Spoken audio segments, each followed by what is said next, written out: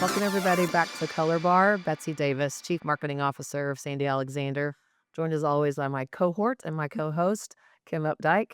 Hi, Betsy. Good to see you. Good to see you. Always excited to be here. Very excited about our guest today.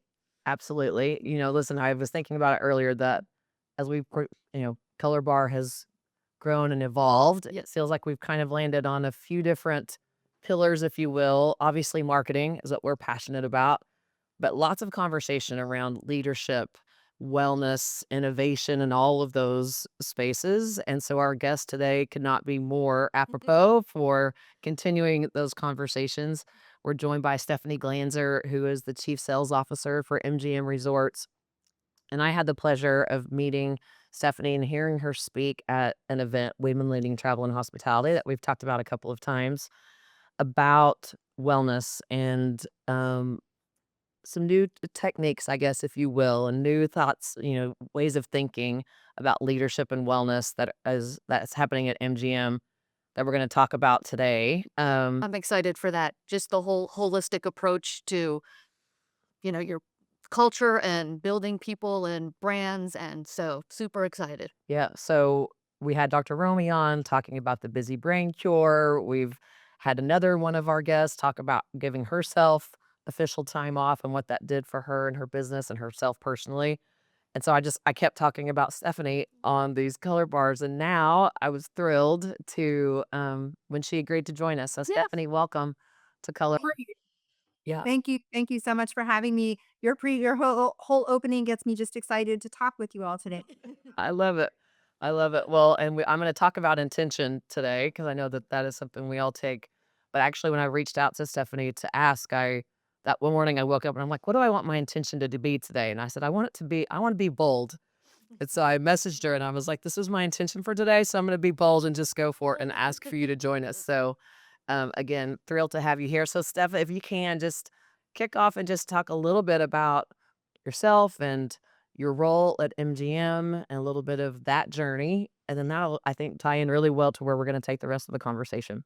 Sure. Well, again, thank you for having me today. As I mentioned, passionate topics to talk about. Yes, I have been with MGM Resorts. I just celebrated my 27th year, which I find that because a girl from outside of Massachusetts, when I moved to Las Vegas, my intention was to be here for 1 year. And like many people that come to Las Vegas, that changes over time. For me, honestly, it was the opportunities that I got with the company that every 4 or 5 years I was able to kind of shift my role, my responsibility. We have, of course, multiple resorts at a big company here within the city, and that was really what drew me to stay. Of course, now raising a family here, which is something I never thought I would do. I always thought I would end up back in Boston. I think I mentioned, when we met, I grew up as a very serious ballet dancer from a very young age. Um, and always thought that I would end up back in Boston one way or another, but this is home now. And yeah, I love what I do. That's great. When I was listening to your story, I was saying to Kim earlier, kind of jumping to another topic we've talked a lot about on Color Bar, which is the next generation and young talent. And when I was reading your story and hearing your story, it resonated with me so much. I'm a girl from a town of 4,000 people in Oklahoma, and I've lived in Texas. I lived in Chicago. I actually went back to my home state about 4 years ago, which I never thought I was going to do. And if I did, I thought I was going to be 65, not 45 at the time. Um, but I personally, and I know Kim does too, get that question a lot from young women and the next generation of how did how did you do this? And what advice do you give to the young talent that are trying to become the next chief sales officer of an MGM Resorts? Do you get that question a lot? And if so, how do you address it? I think that there's two ways that I address it. First of all, anything is possible. So dream big. And, if you have your heart set on something, know that it's possible. And I always tell young leaders and mentees that you can make it all happen. You don't have to have just one path and stay down it. And whether it's, being a mom, being a wife, being a leader, being, whatever that is, that anything really is possible. I think the other part though is be open to change. Like I've mentioned, never growing up did I think I would be in this role 27 years later. That was never even a part of who I thought I was. But yet through, like I mentioned earlier, the opportunity, the taps on the shoulders to take some risks, even though sometimes you don't feel like you're ready. I think that's the other message is be open to using your superpowers to get to wherever that leads you to. And it doesn't have to be down that narrow path that once envisioned. And that's really how I got here today. It wasn't a girl from a small town thinking I was going to end up as the chief sales officer in Las Vegas. I had never even been to Las Vegas. I was not hospitality, again, and that's sort of what led me to just taking those risks. Yeah, I agree. I say similar things often is those little taps on the shoulder of we have this interesting opportunity, any interest in taking it? And words of advice that I've been given is come from a place of yes. Have that sense of courage and curiosity as well to take those opportunities. And there's no telling where it'll take you. Kim, Well, you've had similar instances. yeah, I have, but I definitely think it's the tap on the shoulder and the curiosity that really kind of always has excited me the most. It's okay, like anything is possible and things change. So leave yourself open, show yourself a little grace, and remain curious, and have the intention to be bold every once in a while and step into that space because being uncomfortable is okay. Usually we learn in those spaces and try something new and you know get to the next stop on your journey wherever that stop may be, and your journey may go in a different direction that you never thought of. Yeah. I think the other thing that I would add, and it's a hot topic these days, and I don't want to say generationally, but taking the time, don't have expectations that you're going to move every 1 year, every 2 years, every 3 years. It's sometimes it takes time. And what you can't do is worry about the people around you that may be getting promoted, that may be taking other opportunities, that may think the grass is greener on the other side. It really needs to be about what works for you, investing the time, and your time will come sometimes when you least expect it if you're creating that brand and putting the work in. Yeah, it is. I think it is so important to I use as most people trust your gut, but also just trust your person, like trust who you are and what feels right for you and yeah, And your continue to personal brand. Like yeah. personal brand is probably more important now these days than it has ever been in the past, just with the marketplace and technology and how we all live. And so it's not just necessarily business brands, it's your brand. So you also need to take care of that and be mindful of your person and how you want to move forward. And I like the idea that, kind of take the guardrails off. Don't think that your next stop is in 12 days or 12 months. It may be in 6 years, but you put in your time and your space, and I think you eventually everybody gets to where they should be. Yeah. So I mean, I saw you resonating with the personal brand message. Talk to us about the importance of that for you and for the employees that work alongside you.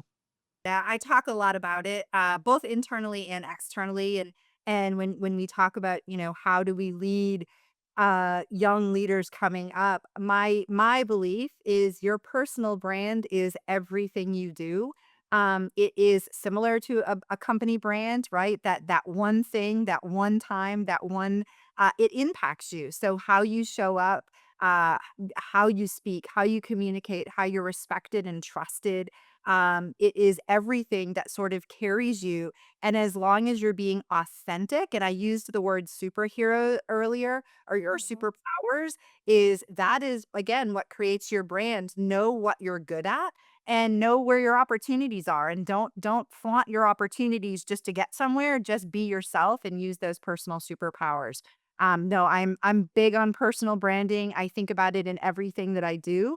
I think it's also important that we are all humans first. We all have personal lives, and your personal brand doesn't have to be 100% professional all the time. And that's really where I have, I've taken some risk. I don't, I don't want to say risk on social media, but I want people to know that, outside of this crazy job and the hours that we put in, we all lead normal lives and deal with the stuff and the family stuff and the friends and the guilt and all that personal stuff that carries it. I think that's what makes it allowable and okay for everyone to know, okay, I'm going through something similar, but yet she's doing it, I can do it. And as cliche as it sounds that we all say it, it helps us all to talk about it, that we're humans first and we can be relatable to what someone else is going through and always be thinking about that. I love that. One of our intentions with Color Bar was to show the personality behind our brand of Sandy Alexander, and that there are people, and we're all, to your point, we're all going through the same things. And as we've had these conversations, just sharing parts of our lives that you wouldn't know just by getting an email from me or seeing my LinkedIn page or doing something. And we really wanted to give ourselves a personality, and have these real conversations. So I love that. I love that you've said that. Yeah, no, it's a great conversation to have, and I love the personal brand conversation. It's just very relevant and more meaningful now, like I said, than ever. And I think when you're talking about younger talent and bringing them up in this space and how do I get that role and what does it look like? I think the more open, to your point, we all are human. So it's I joke around. I'm like, nope, it's the good, the bad, the ugly, the messy, the funny. You got to take all of it, and and just kind of go with and plot your own journey. Yeah. So your personal brand came through greatly when you were on stage speaking. So I'm ready to jump to that conversation about the sabbatical and what you guys are implementing in MGM and how impactful that has been. Can you share parts of that story with us and part of the mentality and thought process of implementing this at MGM and what that's been for the business? Yeah.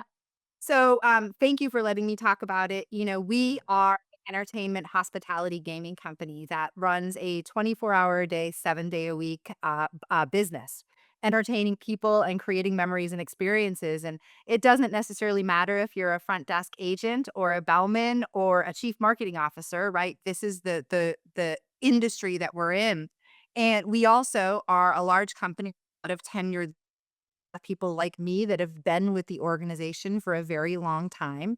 And so the sabbatical program, which is called the Intermission, was created for really two reasons. One is to allow tenured leaders to just take a pause and a break. We know how hard we work. 300, I don't want to say 365 days because we're working on that, but how hard we work all the time. So really a moment in time where you can take a break and take an educational class, train for a marathon, go on vacation, reorganize your house, whatever it is, and really just step away and know what that feels like. And for me, I hadn't really done that at the time in 25 years, right? It was always of creating and building that personal brand, making sure that I was focused on whatever, professional role that I was in. And even on maternity leave, right? I mean, there were places in my life that I probably didn't break away as much as I should have. And what the sabbatical allowed you to do is to take that moment back. And I'll talk about mine, in a moment, but take a moment back and what is important. But more importantly, the sabbatical program also creates career development and progression for employees because every leader in the company has to have those individuals that they are grooming for further development. So when you go on sabbatical, the person or people that step into your role basically take those responsibilities on just as you would if it was you doing them. Which gives opportunity on both sides to be able to really say, I did Stephanie Glanzer's job for 6 weeks. I am ready for it, which we should all want those people, by the way, that are ready to take our roles. And more importantly, it shows where there may be opportunity in some of areas that they need to work on. So really a twofold benefit and impact of what the program is for MGM Resorts. I would think also in preparation for taking that, it's also making you take a step back about what your day-to-day roles are from a training perspective, but also, you know, outlining that. Like, I think about this all the time. It's like, how would I train somebody to do my job, and to have to take a step back and pause and really think through that and be mindful about how you're presenting that to somebody to make sure that they're as successful as they can be.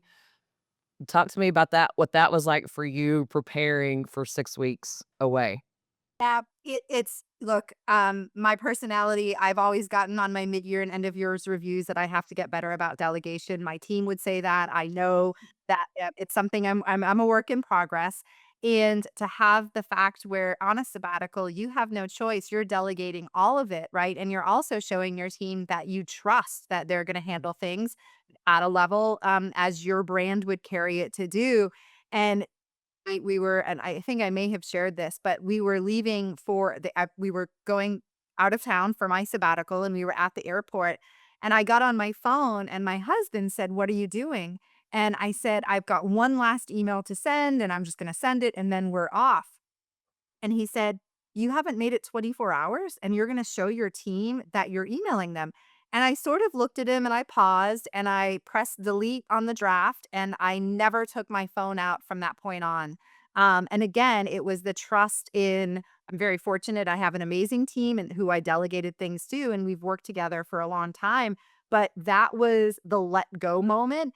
And you are 100% correct that when I came back, you sort of realize, boy, life can go on without me being involved in every single thing 7 days a week. And I know that I can. So it'll actually allowed me to come back intentionally being able to know what I had to be involved in and what I didn't and where I wanted to spend my time. And it'd be interesting too from your team's perspective, right? Because they all stepped in and it was an opportunity and a growth opportunity, I would think, as well, while you were gone. And if you're not checking email or you didn't send the last email and you're like, "You guys got this, run with it. You know me, you know our brand, take it and run with it. Like I have all the confidence in you." And I would think that that really probably moved the whole team forward, exponentially in those 6 weeks just by having them work together and rely on each other. Yeah, you're correct. It also allowed, we had this. I had this thing where on Thursday nights because of the time change, right? That would be like my once a week anything urgent that they knew they could. Oh, if there was something important or they needed a decision or, whatever it was. And all 6 weeks, there was nothing there on those Thursday nights for them when they would wake up, Friday mornings.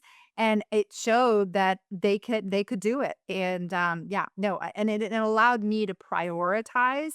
And the point of it, right, to come back and for me to say, okay, I'm going to change this, this, and this about how I'm doing things for myself today so that I don't get to this, and not that I was burnt out, that it's not that I was burnt out, it was that I hadn't taken a reset in my whole career to really step back and say, what am I going to prioritize? What am I going to focus on? How am I going to stop feeling guilty about not going to the gym or spending more time with my kids, like those types of things.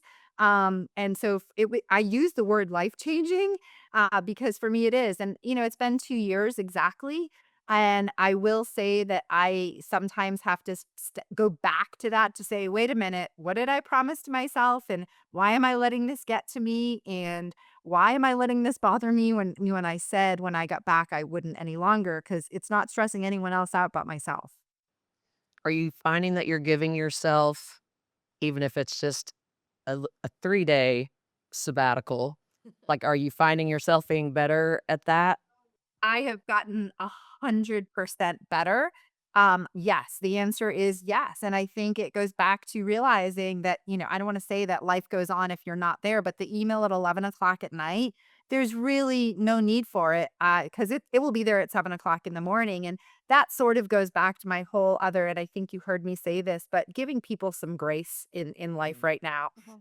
Have such high expectations on, bad enough on ourselves, but on each other And in our world, that there are expectations that we're available 24 hours a day or 7 days a week. And I do worry about the meetings and events industry because we really have, I think they compare event planners to like the number 4 or 5 most stressful job, and what expectations we put on ourselves of last minute planning and last minute changes, and, our events teams that are doing these things. So giving someone some grace of saying, you know what, they didn't respond within 24 hours. Let's give them another day. They could have something going on. Now, again, I get it if it's urgent or important, but if we just lived in this world where we didn't have this frustration or negative, again, assumptions about situations or people, I think you heard these 7 sabbatical takeaways. That's one of them, that, you go into a situation with this, like, why didn't they respond? Or instead,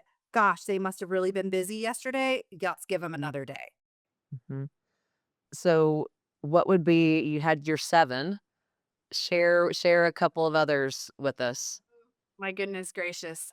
This one, because they're, the part about organization in life, and Mm. yeah, I am a clean, organized person more than others, but that doesn't mean that, my makeup drawer is always perfect or the closets or my desk.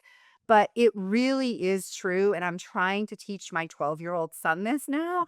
Like, more organized or feeling good about how your room looks, about how your desk looks, when you walk into something, how you look, it really does help that productivity, that motivation, that sort of mental reset, rather than when you're in your purse and it's a mess and you're digging for that one thing and it adds that extra 60 seconds, like if it's clean and organized. So for me, that's a really big one.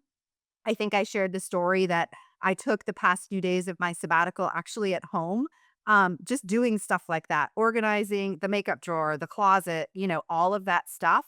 And when you walk into a closet that's like clean, organized, beautiful by color, does it not make those mornings just so much better? Like, it's a big ta-da!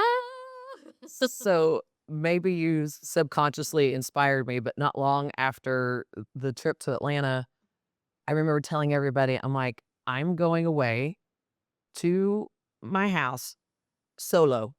No one's invited, no one's coming, and I'm spending 2 days just doing life around Yeah. the house." And to your point, like, I weeded the flower bed, I power washed the back deck, like, I was doing just these little but I felt so cleansed and so focused and productive after those 2 days of just having some Betsy time. It was really it sat with me, and I'm gonna try to be better about doing those moments for myself more often.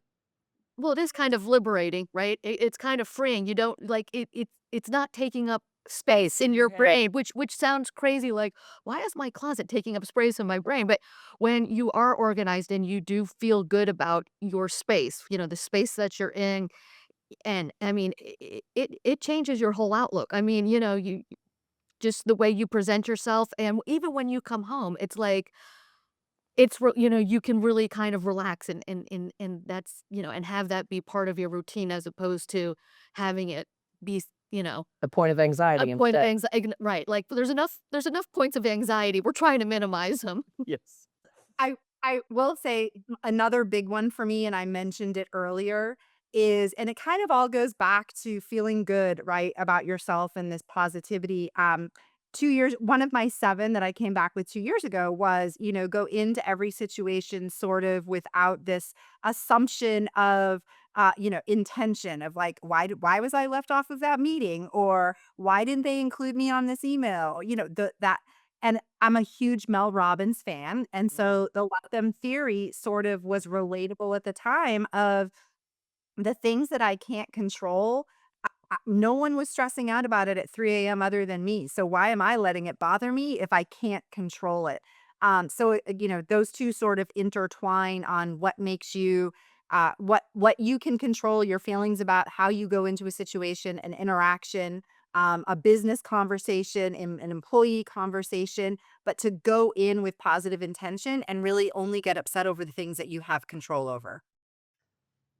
if you whoever's listening, if you haven't read the Let Them Theory by Mel Robbins, you must. It's liberating to say the least. And again, talking about giving yourself a little grace, I feel like that also is allowing yourself a little grace in the people around us. Um, we've talked about intention a couple of times on here, but and Dr. Romy brought it up about when she wakes up, she's got her 3 things and not picking up your phone. And are there things that you find yourself trying to intentionally do or things that have just become a daily practice that help you survive your 12 and 14-hour days that you have at times? So, first of all, how incredible is Dr. Romy? I think I mean, I can't. through connections and mutual acquaintances and an event we were both at many years ago, she brought many things to me and my both personal and professional life, quite frankly, that I will never forget. Wednesday mornings, my team still does deep breaths because she talked about, how we start our day as a team in unison, and that's all for her. Um, I will say that I'm a work in progress. There are so many things that she again, science-based fact that we should all be doing that every day I'm like, okay, got to do it, got to put the phone away. I know, but so I'm working on it. But to answer Say, your question, a little bit on, the email that at 11 o'clock at night that I mentioned to you earlier, that didn't help me not only because the hours that I was working, but again, staring at a computer screen right before I went to bed. So there are kind of little things that I try to do now on a regular basis just for me. Taking time in the morning to not jump right into things. I give a lot of credit. Actually, my husband started about, I guess, in the last couple of years, going outside and just drinking his coffee, like right when he wakes up and just sitting and being outside and enjoying it. And on days that I have that, that's sort of because of her recommendation or you should start your day of just taking that time to be. So yes, little pieces. I wish I'm working on it. All of Dr. Romy's great advice. well, she's also talked about, she's like, I am ready to get with Stephanie and figure out how we can take the MGM intermission, program, if you will, and how do we evangelize that to other corporations? And, she actually, I'll ask this question of you. She was like, I wonder if they've done any studies or surveys internally to really understand how this is positively impacting the organization. Do you, are there any findings that you guys have from this? I think, high level, yes, there are findings. Being that it is, and I've lost all track of time. I think 3 years. It's 3 years old, right? And when you build the quantity, the pool that is eligible 'cause is directors and above. And obviously everyone doesn't all go out. So there are people that, of course, are taking their sabbatical for the first time, this year. Uh, that what I can tell you is two things are very clear the benefit of it on the loyalty to the company because again we know we all love the company we work for but when you have a benefit that you're working towards at 5 years at 10 years at 15 years how it continuously goes going up so that loyalty and that benefit of the impact the other thing is there have been a small percentage that, you know what, maybe you're going to take the sabbatical and say, I don't have the passion, the joy, the feeling that I once had, and maybe I need to consider shifting into a different role or doing something else. And thankfully, that has just been a small percentage, but I think that that's okay too. And Mhm. from a company standpoint, to allow that time for someone to realize that they're as a leader, their heart isn't in it is another benefit. So I did promise Dr. Romy and I am going to do it to follow up on statistically what the numbers have meant for us so that we can share that. So I do think it's pretty incredible as a leader, from a leadership standpoint. We have many senior leaders that have shown and given the acceptance to take theirs as well, actually, including at the time our CEO.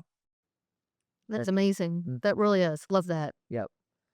Um, so obviously MGM is all about the guest experience. Mhm. And obviously wellness and this holistic approach is important to you and it feels like the organization as well. Do you try to incorporate that? Is that a pillar of what you all are trying to um let your guests experience when they come into one of your properties? What does that look like? It's in the meetings and event space, it's something that we actually, then I'll talk about the guest itself. But in the meetings and event space, it's something that we started a couple years ago. Actually, a one of our GSO series was all about wellness and well-being 2 years ago. So if you came to an event within MGM Resorts, instead of just having a glass of wine, you would do a sound bath, you would take a yoga class, you would do puppy yoga, whatever that was. Again, incorporating as a brand that well-being and wellness. We work with an incredible company called Fit City, that puts on activities and wellness, well-being events for groups and events. So I think first of all, just showing that it's a part of who we are in our culture and our DNA.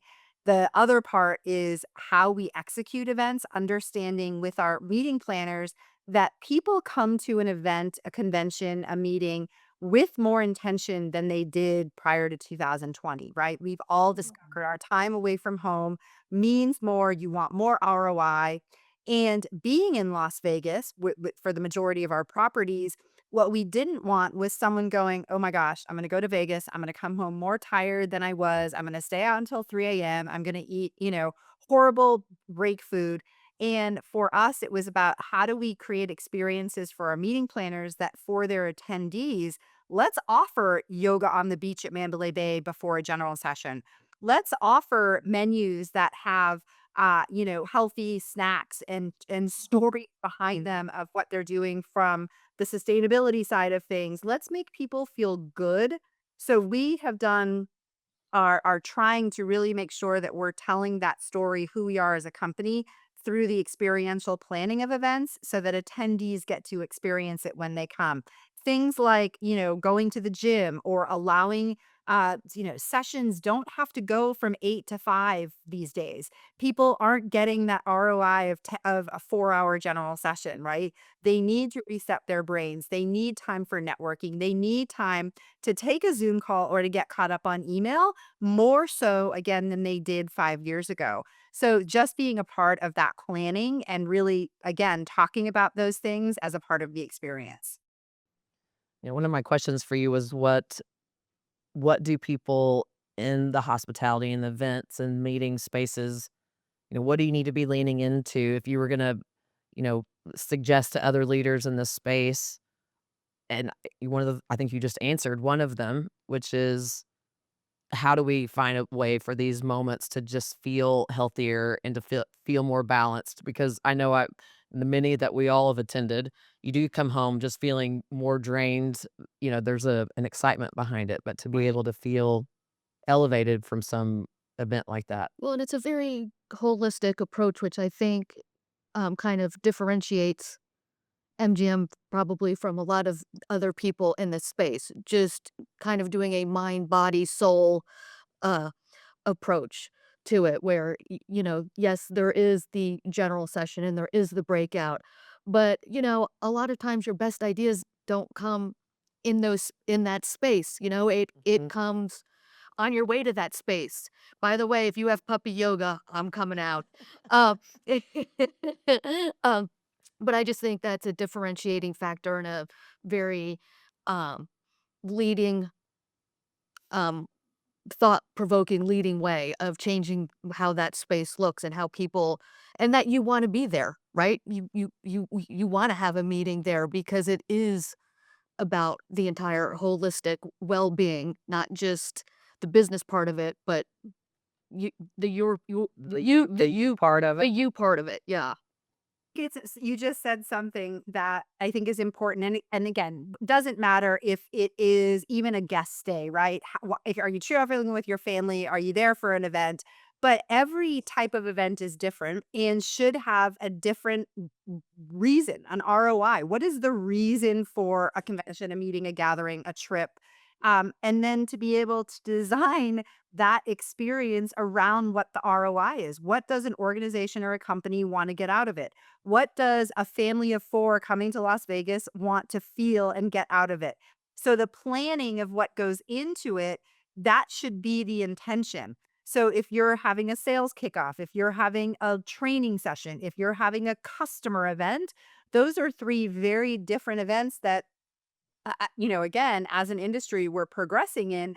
but it shouldn't be the opening general session, the 4 breakouts, the lunch from 12 to 1, then you go back into breakouts and then a general session, right? If you want your people to spend time with your customers, how are you allowing that to happen not just at the opening reception or the closing event? How are you giving activities and experiences for people to walk away going, I cannot miss that event next year because I met so many people. I made money right off of it, whatever it is. But to truly be intentional on what is the ROI of the purpose of the trip. And then allow, the itinerary, the agenda to go from there. We y You've talked about, the experiences a lot, and a big topic on Color Bar has been, regardless of industry, everybody is trying to create these more immersive environments and these more experiential environments and to make them feel more personalized. How does that resonate with what you're doing in the event and conference space? Yeah, I would even add within the transient and consumer space, by the way. And look, I'm very, of course, biased on Las Vegas as a city.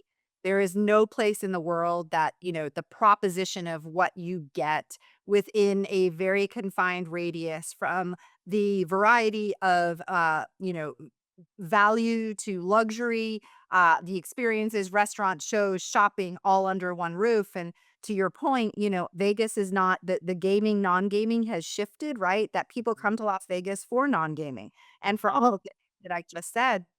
So as a company for us, continuously coming up with experiences that, I'm going to use swingers as an example. If you're not familiar with swingers, it may not be what you're thinking. We adult golf, indoor miniature golf experience. And we just opened it last December at Mandalay Bay. So if you've been to the one, they started in London, they have one in New York, they have others. But again, when you are talking about creating an event that we just said from a meeting or convention, and to be able to say to either customers or your team, let's walk for 6 minutes and be inside right by the convention space and be inside this spectacular experiential miniature golf where we can eat, drink, have fun, network, host a team building event, talk about leadership. It's those kinds of things that people again are like, wow, I just made a connection with somebody, with a person. I had fun doing it. I got ROI. I still sat in my meeting, that I needed to attend.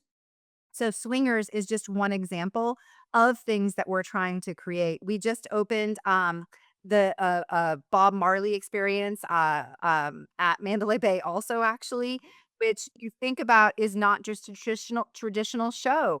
It's an experiential show where you move rooms about the life of Bob Marley. Now, again, they're all one roof that you walk past from your guest rooms into the convention space. So, how you create experiences for both a consumer and an event, I think, is really how we're trying to forward think on what ROI and be different and unique. It's great.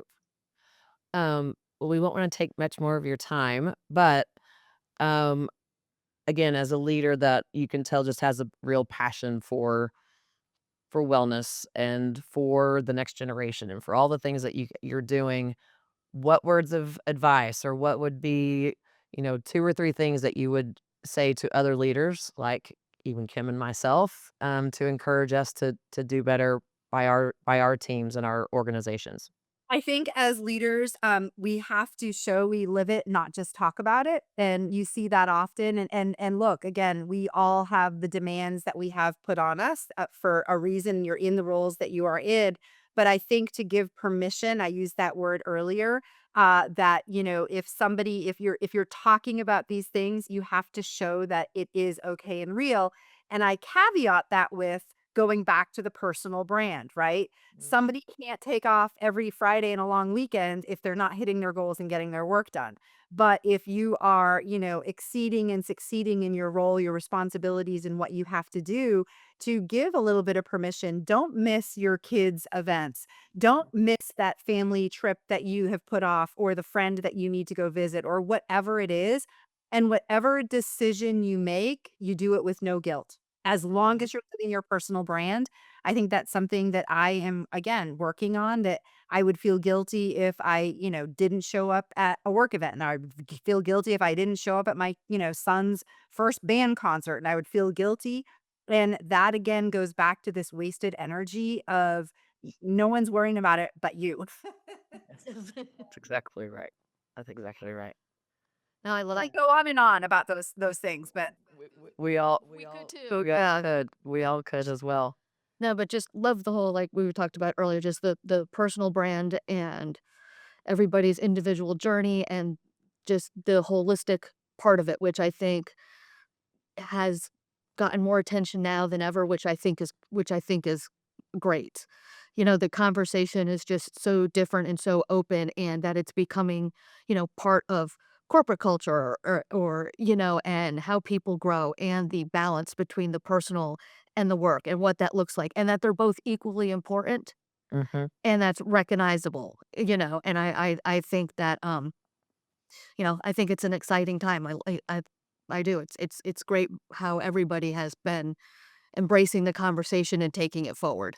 Yeah, I think the one thing that I took from hearing Stephanie speak originally was to give yourself permission, and I think all of us need to be better at that and to let the guilt go and to realize that, um, we work hard, but sometimes we need to be allowed to play hard and to also just relax and get quiet and Mhm. have some me time. So, I think it's something that we can all learn from. And as Dr. Romaine, we all spoke about that we hope that other corporations learn from as well and start to instill these types of Yep. opportunities across their organizations. Stephanie, any final thoughts before we let you get back to your crazy day? the final thought that I would add, as I both just heard you close, is to do it all without worrying what other people think about you. That's another big thing. Is it's like going self in me looked back and said, "Why was I always worried?" I knew what my personal brand was, but not to worry so much about what others think about you. It's sort of be proud, but otherwise, I just appreciate the time to talk. Again, I wish I could spend all day chatting with you. We wish No, we would too. We us too. too. Well, hopefully we'll see you again soon at one of the events with Women Leading Travel or others. But thank you so much for the time. We Yeah. appreciate it very much. And for everybody that's watched, we hope you took something amazing away from this and set some beautiful intentions for yourself. Thanks for joining us on Color Bar, and we'll see you soon.